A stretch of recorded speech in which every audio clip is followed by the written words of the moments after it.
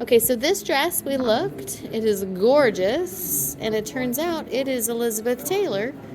So, Margaret, what do you have to say And about that? I had worked with, in the same movie, National Velvet. I was doubled Elizabeth in a couple of different scenes that we did, that she did. And that was the first time that I met her.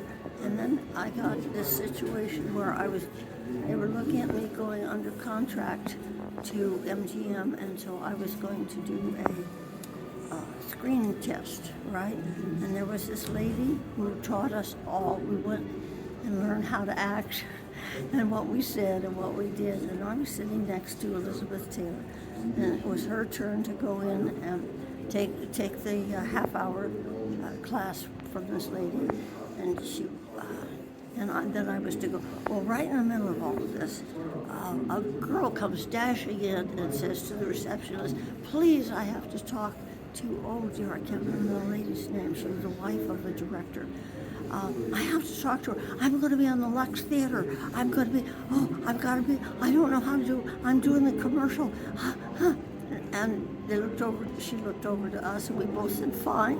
It was fine with us. We didn't have anything to do with that afternoon. And so we chatted a little bit, and I must tell you that Elizabeth was so gorgeous, it just took your breath away.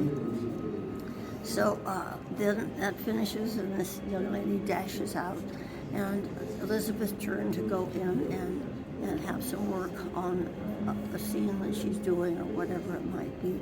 And I turned to the receptionist and a secretary, and I said, "Isn't that exciting? She's going to do the commercial tonight on Lux Radio Theater. That was a big deal. That was an hour show." And this lady said, "You know who the star of the show is?" And I said, "No." "Elizabeth." We had sat there and chatted the whole time, and she never said a word. We were talking about other things. She was not puffed up. She was not anything. She was just charming.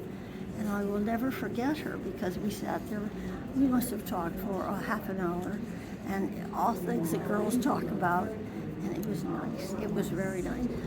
They turned me down on the screen test. It wasn't very good. I knew it wasn't very good, and I didn't worry about it. And it was a good thing, because that's when I moved over into television, which I like so much better. And started in with ABC and doing the Ruggles Show for 172 different episodes, and all the things that I did on television. But sitting next to Elizabeth Taylor, you could not take your eyes off of her. She was that beautiful. That's amazing. I'm going to zoom in on her dress now. Like, look at that. It's like velvet at the top, and then there's velvet flowers on tulle all the way down. When she was Here's a picture of her wearing it and talking about Edith had dressed her. Did you have one more thing to say? I was going to add something, but I can't remember what it was. That's okay. I'm sorry. Well, here we are. Just smile real pretty. Oh, you thought of it. I know. When she was 18, she could now date. Of course, she never dated before or even looked at a boy. That was a child actor never did look at the other sex ever. That was verboten. Verboten, I think it is. And so she marries. She finds Nicky Hilton, and this is all worked up. And MGM is putting thousands of dollars into her wedding and the PR, and they gave her a dress that was sort of like that, and it cost $50,000. Back then, $50,000. It didn't cost that, but they put that in. Yes. And so they did it with the designer department that made it for her, and everything that she wanted. And unfortunately, it was Nicky Hilton that she married. And this was not a good thing. He was not the nicest person in the world. But so she divorced him, I don't know, a few months later or whatever it was.